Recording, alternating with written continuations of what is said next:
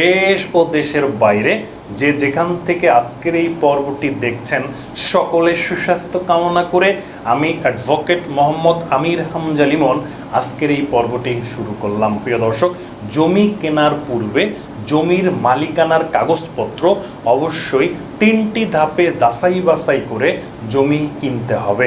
তা না হলে জমি কেনার পর বিভিন্ন ধরনের ঝামেলা এমনকি মামলা মোকদ্দমারও সম্মুখীন হতে পারেন। প্রিয় দর্শক, চলুন আমরা এখন জানি এই 3টি ধাপ কি।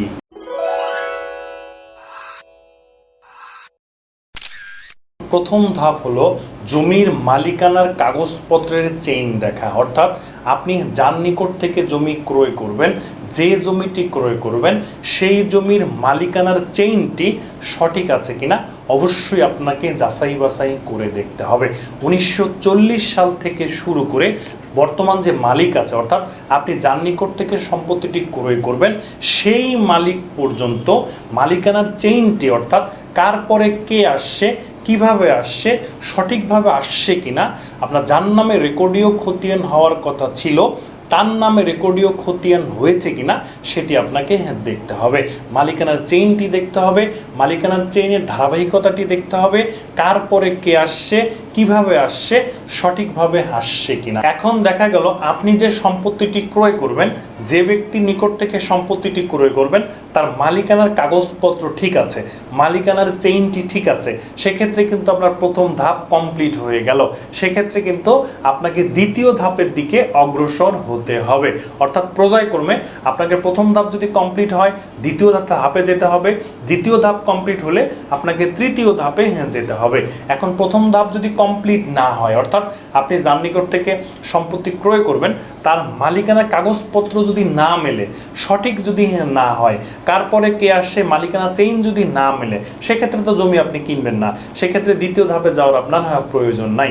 এখন দেখা গেল আপনি যে সম্পত্তিটি ক্রয় করবেন, যার নিকট থেকে ক্রয় করবেন তার মালিকানার কাগজপত্র ঠিক আছে, তাহলে আপনাকে দ্বিতীয় ধাপে যেতে হবে।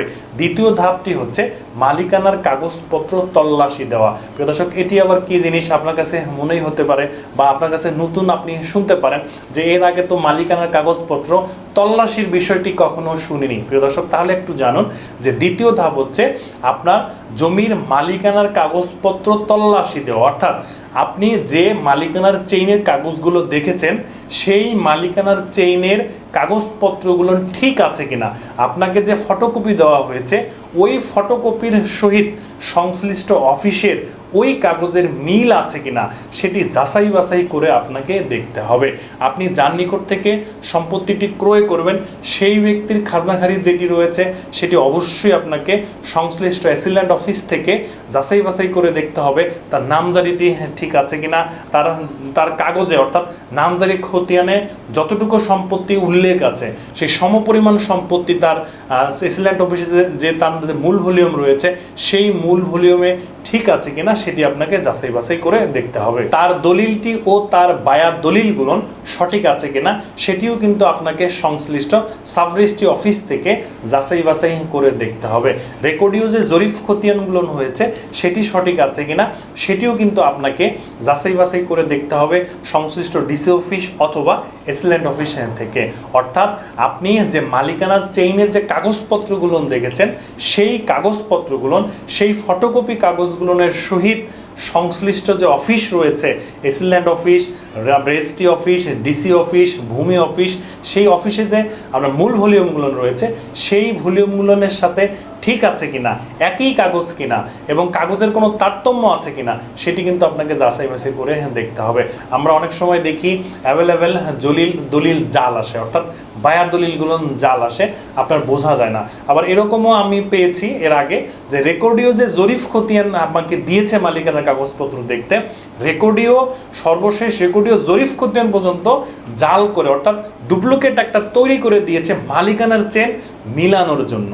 এরকম কিন্তু অ্যাভেলেবেল হয় যে বায়ার দলিল বা পূর্বের যে রেকর্ডীয় জরিপ খতিয়ানগুলো মানে আছে সেই রেকর্ডীয় জরিপ খতিয়ানগুলো আপনাকে একটা তৈরি করে দিবে আপনার জালজালিয়াতি করে মালিকানার চেইনটি মিলানোর জন্য। তাহলে আপনার দ্বিতীয় ধাপে অবশ্যই আপনাকে আপনার সম্পত্তির মালিকানার চেইনের যে কাগজপত্রগুলো রয়েছে সেই কাগজপত্রগুলো তল্লাশি দিয়ে দেখতে হবে ঠিক আছে কিনা সংশ্লিষ্ট অফিসে গিয়ে। এখন আপনি দ্বিতীয় ধাপটিও কমপ্লিট করলেন, দেখলেন তল্লাশি দিয়ে যে আপনি যে জমিটি ক্রয় করবেন সেই জমির মালিকানার কাগজপত্রগুলো ঠিক আছে। আপনাকে যে ফটোকপি দেওয়া হয়েছে সেই ফটোকপির সহিত সংশ্লিষ্ট অফিসে বা দপ্তরে যে মূল ভলিউম রয়েছে সে বা বালাম রয়েছে সেই বালামের মিল আছে, অর্থাৎ কাগজপত্রগুলো ঠিক আছে। তাহলে আপনার প্রথম ধাপ কমপ্লিট হয়ে গেল, জমির মালিকানার কাগজপত্রের চেইন দেখা। দ্বিতীয় ধাপ আপনার কমপ্লিট হয়ে গেল, সেটি হচ্ছে আপনার জমির মালিকানার কাগজপত্র তল্লাশি দেওয়া। এই দুইটি ধাপ যখন কমপ্লিট হয়ে যাবে তখন আপনাকে তৃতীয় ধাপে যেতে হবে। তৃতীয় ধাপটি হচ্ছে আপনার প্যান্টাগ্রাফ অথবা সার্ভে করে জমির অবস্থান আপনাকে কনফার্ম করা। বিষয়টা আমি একটু সহজ করে বলি, অর্থাৎ আপনি মালিকানা চেইনে যে দাগ নম্বর খতিয়ান নম্বর দেখেছেন, অর্থাৎ আপনার সিএস দাগ নম্বর, প্রত্যেকটা মালিকানা চেয়ে তো দাগ নম্বর খতিয়ান নম্বর থাকে, সিএস দাগ নম্বর খতিয়ান নম্বর থাকে, এস এর দাগ নম্বর খতিয়ান নম্বর থাকে, আর এস দাগ নম্বর খতিয়ান নম্বর থাকে, বিএস বা সিটি জরিপ দাগ নম্বর খতিয়ান নম্বর থাকে। প্রত্যেকটা মালিকানা চেইনে কিন্তু দাগ নম্বর খতিয়ান নাম্বার থাকে। তাহলে আপনাকে প্যান্টাগ্রাফ করে নিশ্চিত হতে হবে আপনার কাগজে যে দাগ নম্বর খতিয়ান নাম্বার আছে সরজমিনে আপনি যে জায়গাটা দখল নিচ্ছেন, যে জায়গাটা আপনার নিকটে বিক্রি করা হচ্ছে সেটি একই কিনা। অর্থাৎ আপনার কাগজে যে দাগ নম্বর খতিয়ান নাম্বার আছে সরজমিনে আপনাকে যে জায়গাটি দখল দেওয়া হচ্ছে বা যে জায়গাটি আপনার নিকটে বিক্রি করা হচ্ছে সরজমিনে সেই জায়গাটি সেই দাগ নাম্বার এবং খতিয়ান নাম্বারের। আমরা অনেক সময় দেখি যে আপনার দলিলে দাগ নাম্বার খতিয়ান নাম্বার আছে এক জায়গায়, আপনাকে দখল দিয়েছে অন্য জায়গায়। আমরা কিন্তু অ্যাভেলেবেল এখন এই সমস্যাটা পাচ্ছি যে আপনার খতিয়ানে দাগ নাম্বার আছে 20, আপনাকে দখল দিয়েছে 19 নম্বর দাগে। প্রায় দর্শকরা কিন্তু কমেন্টে প্রশ্ন করে যে স্যার আমার দাগ, এই কিছু রিসেন্ট কয়েকদিন আগে এক দর্শক কমেন্টে প্রশ্ন করেছে যে স্যার আমার দলিলে আছে 19 নম্বর দাগ কিন্তু আমাকে দখল দিয়েছে 20 নম্বর দাগে। এই সমস্যাটা কিন্তু প্রায় হয়ে থাকে। তাই আপনাকে প্যান্টাগ্রাফ অথবা সার্ভে করে নিশ্চিত হতে হবে আপনার কাগজে অর্থাৎ ডকুমেন্টসে যে দাগ নম্বর খতিয়ান নাম্বার আছে সরজমিনে যে জমিটি আপনার কাছে বিক্রি করা হচ্ছে, যে জমির দখল আপনাকে দেওয়া হচ্ছে সেই জমিটি সেই দাগ নম্বর বা খতিয়ান নম্বরের কিনা সেটি অবশ্যই আপনাকে নিশ্চিত হয়ে কিন্তু সম্পত্তিটি ক্রয় করতে হবে। আমরা এই সমস্যাটা এখন প্রায় দেখি যে দলিলে এক দাগ বা আপনার কাছে জমি বিক্রি করেছে আরেক এক দাগের, আপনাকে দখল দিয়েছে অন্য দাগের। আপনি তখন বুঝতে পারেন নাই, 2 বছর 4 বছর 6 বছর পরে আপনি বুঝতে পেরেছেন যখন বিরোধ উৎপত্তি হয়েছে, যখন মামলা মোকদ্দমার উৎপত্তি হয়েছে। তাই জমি কেনার পূর্বে অবশ্যই প্যান্টাগ্রাফ করে একটু নিশ্চিত হতে হবে যে কাগজে যে জমিটি আপনার কাছে বিক্রি করা হচ্ছে কাগজে যে দাগ নাম্বার খতিয়ান নাম্বার আছে সরজমিনে সেই দাগ নাম্বার খতিয়ান নাম্বারের জমি আপনার কাছে বিক্রি করা হচ্ছে কিনা, সেই আপনার যে জমির আপনাকে দখল দেওয়া হচ্ছে সেটি সেই দাগ নম্বর বা খতিয়ান নম্বরের জমি কিনা। তাই জমি ক্রয় করার পূর্বে জমির মালিকানার কাগজপত্র অবশ্যই 3টি ধাপে, আমি যে 3টি ধাপের কথা বলেছি, 1 জমির মালিকানার কাগজপত্রের চেইন দেখা, 2 হচ্ছে মালিকানার কাগজপত্র তল্লাশি দেওয়া, 3 হচ্ছে প্যান্টাগ্রাফ অথবা সার্ভে করে জমির অবস্থান নির্ণয় করা, যে কনফার্ম হওয়া। এই 3টি ধাপে মালিকানার কাগজপত্র দেখে কনফার্ম হয়ে জমি ক্রয় করবেন। এছাড়াও আরও কিছু কাগজপত্র আপনাকে দেখতে হবে, সেটি হচ্ছে যে জমিটি আপনি ক্রয় করতেছেন সেই জমিটিতে সরকারের কোনো স্বার্থ আছে কিনা সেটি কিন্তু অবশ্যই আপনাকে দেখতে হবে। আবার সেই জমিটি ব্যাংকের নিকটে মর্টগেজ আছে কিনা, যে ব্যক্তি আপনার কাছে বিক্রি করতেছেন সে ব্যাংকের নিকটে মর্টগেজ দিয়েছে কিনা সেটিও কিন্তু আপনাকে দেখতে হবে। বর্তমান সময় আমরা এরকম অ্যাভেলেবেল সমস্যা পাচ্ছি, এরকম প্রতারণার ঘটনা বর্তমান সময় অ্যাভেলেবেল ঘটতেছে যে একটা জমি আপনার কাছে বিক্রি করে ফেলছে, যে দাতা আপনার কাছে জমি বিক্রি করে ফেলছে সেই দাতা আপনার কাছে জমি বিক্রি করার পূর্বে সেই সম্পত্তিটি কোনো ব্যাংকে মর্টগেজ দিয়ে সেখান থেকে অনেক টাকা লোন নিয়েছে। পরবর্তীতে সে ব্যাংকের টাকা সঠিকভাবে পরিশোধ না করার কারণে সেই ব্যাংক তার এগেইনস্টে মামলা করেছে, অর্থঋণ মামলা করেছে, সেই মামলায় একতরফা রায় হয়েছে, পরবর্তীতে গিয়ে আপনার ডিগ্রি জারি মামলা হয়ে সম্পত্তি নিলামে বিক্রি হয়ে যাচ্ছে। এরকম কিন্তু বর্তমান সময়ে অহরহ হচ্ছে, অ্যাভেলেবেল হচ্ছে।